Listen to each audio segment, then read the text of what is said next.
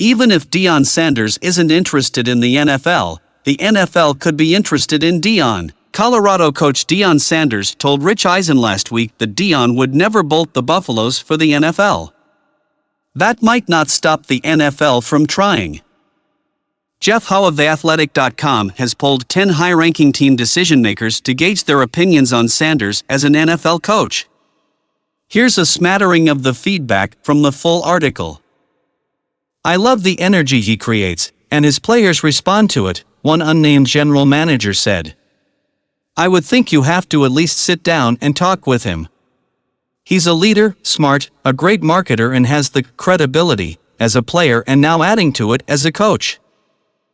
I definitely want to bring him in to hear what he has to say," another unnamed executive said. "He's a smart guy and a good coach who has had a lot of early success. You'd want to pick his brain to see if it could translate. He knows how to motivate his players. He's crushed the transfer portal, and maybe that would carry over into team building through free agency. I think he gets NFL head coaching interview offers this year," another unnamed evaluator said. "But I believe he is better in college, where he can tilt the scales and dominate the talent pool with his ability to recruit. I think he would be successful in the NFL, too, but could really create a long-term powerhouse in college."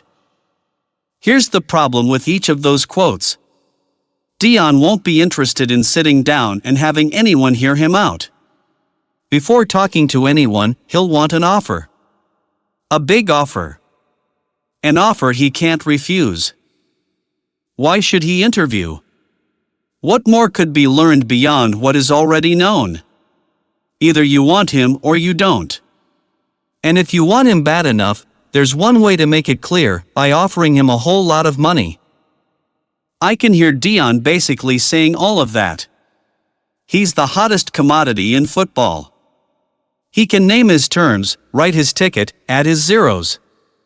And if anyone from the NFL wants to talk to him, they'll likely need to make a firm offer in the amount of a massive contract before Deion will hear what the owner and GM has to say. This subject naturally makes Colorado fans nervous.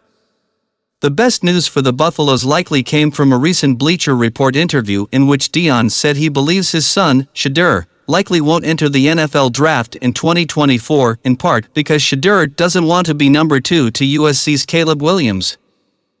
If this happens, if Shedeur doesn't leave college football, it likely means Deion and Shedeur will be back next season in Colorado.